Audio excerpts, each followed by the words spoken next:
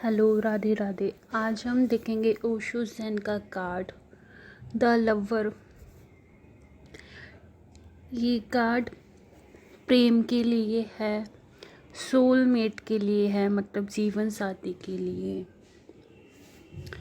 इस कार्ड में दो पर्सन हैं, मतलब वो दिखाता है कि उनका रिश्ता दिल से दिल का है, heart to heart connection.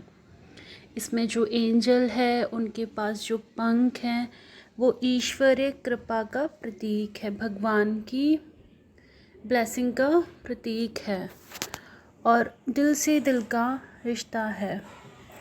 Past life का कनेक्शन है, उन दो सोल का पास्ट लाइफ का कनेक्शन है।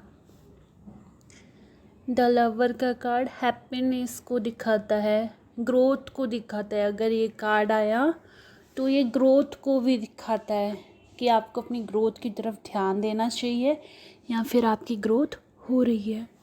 और इसमें जो हार्ट का निशान है, दिल का निशान है, वो प्रेम का प्रतीक है, यूनियन का प्रतीक है। मतलब हम अपने सोलमेट से मिलने वाले हैं और मेड फॉर ईच अदर, एक दूसरे के लिए बने हैं। ठीक है। इसमें जो दो पर्सन के बीच में एक यंत्र है वो माँ लक्ष्मी के होने का प्रतीक है, उनके आशीर्वाद के होने का प्रतीक है। मतलब उनका आशीर्वाद, यूनिवर्स का आशीर्वाद साथ में है। अगर ये कार्ड आया किसी भी फील्ड को लेकर तो आप भाग्यशाली हैं, समृद्ध हैं, प्रॉस्पेरिटी है, अबंडेंस आएंगी या फिर अबंडेंस आपके पास है। अगर काफ़ी टाइम से ब्लॉकेज है और ये कार्ड आया तो इट्स मीन्स तुम्हारे पास अबंडेंस आने वाली है, पैसा आने वाला है, धन आने वाला है। ये एक पॉजिटिव कार्ड है। इसमें एंजल के पंख हैं, मतलब भगवान, देवदूत, डिवाइन पावर भी तुम्हारे साथ है। ये ऐसा मैसेज देता है और ये एक अच्छा शगुन है। ईश्वरीय सहायता, भगवान की सहायता भी तुम्हारे साथ है। इस कार्ड के आने का ये मतलब है कि भगवान की सहायता भी तुम्हारे साथ है, उनका आशीर्वाद भी तुम्हारे साथ है। और ये कार्ड एक पॉजिटिव ऊर्जा को हमारी तरफ आकर्षित करता है।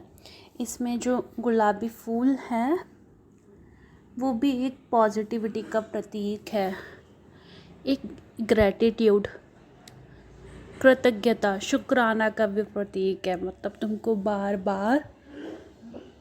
तुमको बार बार शुक्रिया बोलना चाहिए।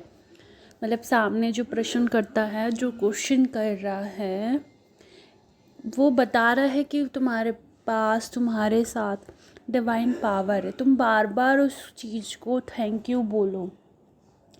जितना तुम थैंक यू बोलोगे वो चीज़ तुम्हें डबल होके और ज़्यादा मिलेगी।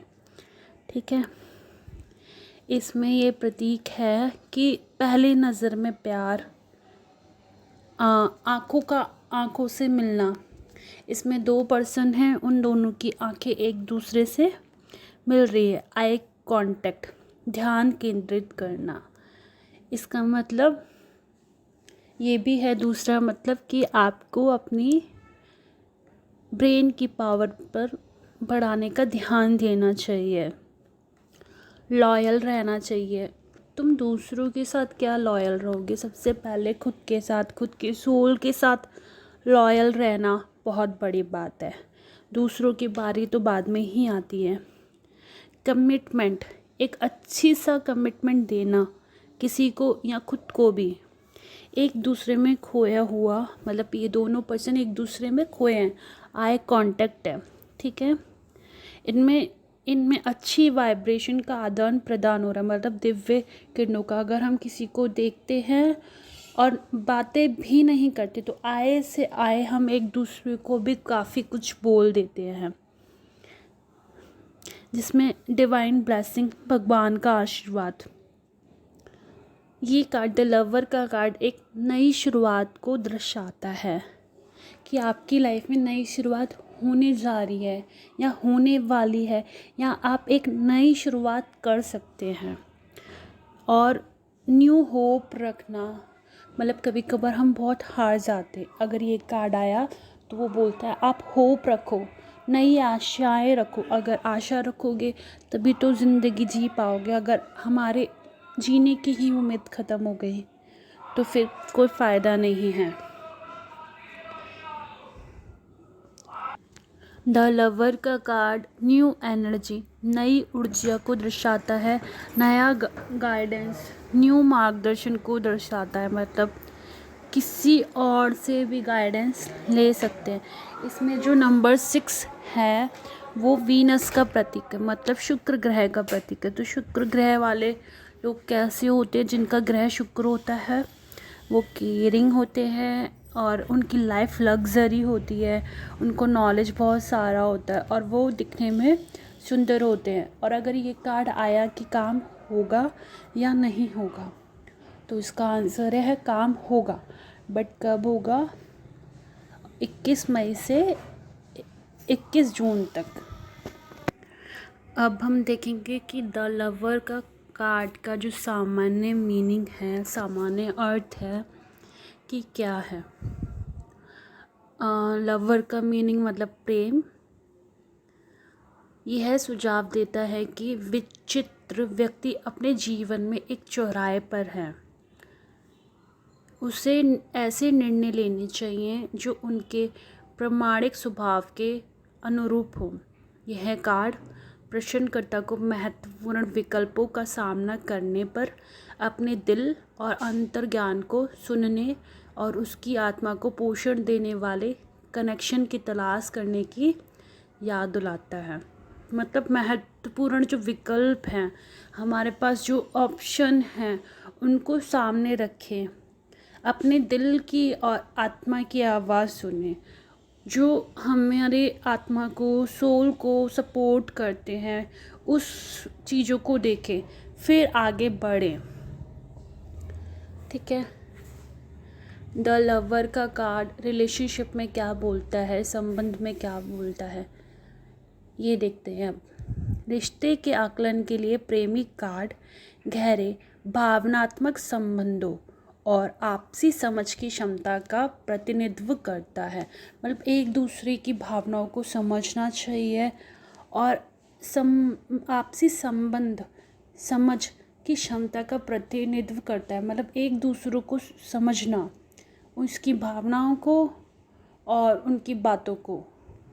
एक से समझने से कुछ नहीं होता, एक दूसरे की बातें समझेंगे तभी गाड़ी चलती है। ठीक है। इससे पता चलता है कि प्रश्नकर्ता एक महत्वपूर्ण साझेदारी या आत्मा संबंध का अनुभव कर रहा होगा या उसका सामना करेगा। अगर हम इसमें समझते हैं तो जब हम एक दूसरे की भावनाओं को समझते हैं, अगर हम एक दूसरे की सोल को महसूस कर सकते हैं, तब वो सच्चा प्यार है।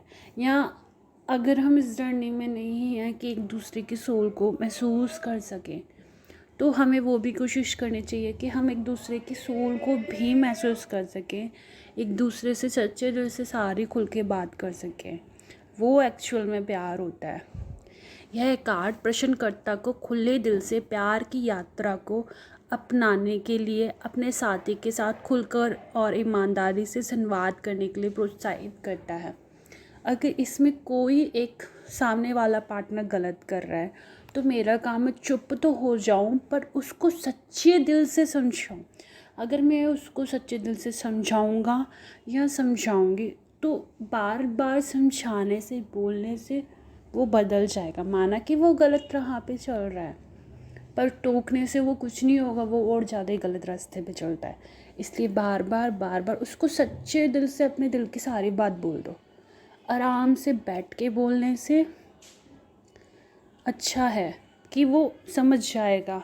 अगर हम वही बात लड़ते झगड़ते बोलेंगे ना, तो वो बात उसको नहीं समझ में आएगी।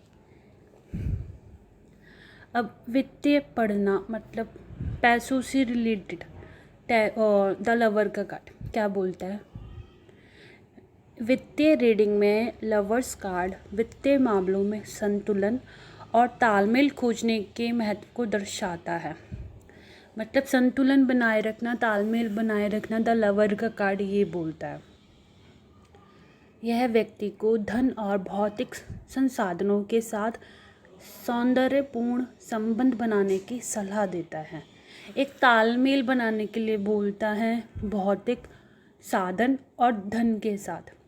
जमाखोरी या अत्यधिक खर्च से बचने की सलाह देता है। मतलब जमाखोरी, चीज़ों को जमा करते जाना, चाहे पैसे हों चाहे भौतिक साधन हो, और या बहुत ज़्यादा खर्च करना, या तो उसको जमा करना बहुत ज़्यादा या बहुत ज़्यादा खर्च करना, उसके लिए मना करता है। एक तालमेल, एक बैलेंस बनाने के लिए बोलता है, ताकि हम तो यूज़ करें कोई और भी उसे यूज़ कर सके। ठीक है। यह कार्ड उदारताओं को ऐसे वित्तीय निर्णय लेने के लिए प्रोत्साहित करता है जो उनके मूल्यों के अनुरूप हो और उनके दीर्घकालिक लक्ष्यों का समर्थन करते हो। ठीक है। अब हम देखेंगे व्यवसाय और करियर, बिजनेस और करियर में द लवर का कार्ड क्या बोलता है। व्यवसाय या करियर रीडिंग में प्रेमी कार्ड से पता चलता है प्रश्नकर्ता को महत्वपूर्ण विकल्प या साझेदारी का सामना करना पड़ सकता है।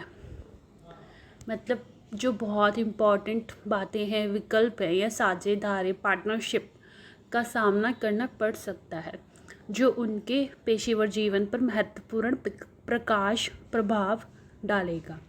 यह प्रश्नकर्ता को उनके मूल्यों, लक्ष्यों और उनके सामने मौजूद अवसरों के बीच तालमेल तलाशने की सलाह देता है। यह कार्ड प्रश्नकर्ता को समान दृष्टिकोण साझा करने वाले अन्य लोगों के साथ सहयोग करने और प्रामाणिकता और अखंडता के स्थान से निर्णय लेने के लिए प्रोत्साहित करता है।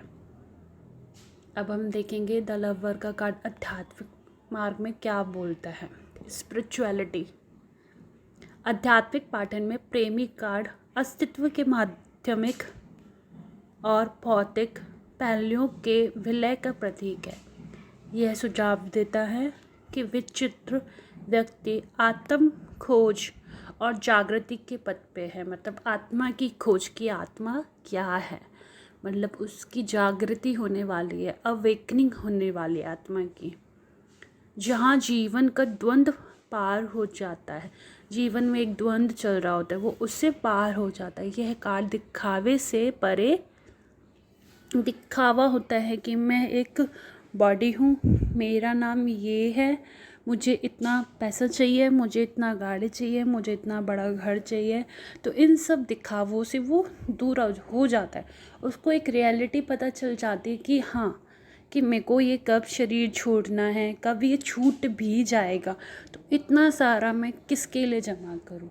साथ में जाता है तो हमारा सिर्फ कर्मों का हिसाब किताब जाता है। हम आसमान से, हम ब्रह्म धाम से आते हैं जैसे वैसे ही जाते हैं, सिर्फ कर्मों के हिसाब किताब को लेकर। बाकी सब तो दिखावा है ना, बाकी सब तो भ्रम है यहाँ। परे उच्च सत्य की तलाश करने और समस्त सृष्टि की एकता को अपनाने के लिए प्रोत्साहित करता है। द लवर का कार्ड बोलता है एकता के बंधन में आना। कितने सारे धर्म हैं और हम इतना लड़ते हैं, बट द लवर का कार्ड क्या बोलता है कि हम सब बच्चे भगवान के बच्चे हैं। तो एकता के बंधन में आना, मिलजुल के रहना। कुछ लोग क्या बोलते थे, ये भंगी है, ये ऐसा, ये वैसा, ये इस घर का है, मैं ऊंचे घराने का हूँ। बट जो उस बॉडी में है वो तो है एक सोल ना, सुप्रीम सोल का बच्चा है। सब आत्माएं हैं, भगवान सबको एक ही दृष्टि से देखता है कि मेरा सारा बच्चा सेम है। वो किसी को ये नहीं देखता कि कौन गरीब है, कौन अमीर है, कौन ये है, कौन वो है। नहीं, सबको वो एक ही दृष्टि से देखता है। यहाँ पे तो सिर्फ हमको रोल प्ले करने के लिए मिला है, रोल प्ले करने के लिए मिला है। ठीक है, अब हम आगे और कार्ड पढ़ेंगे। ठीक है, बाय। हेलो, राधे राधे। आज हम देखेंगे ओशो ज़ेन का कार्ड द लवर।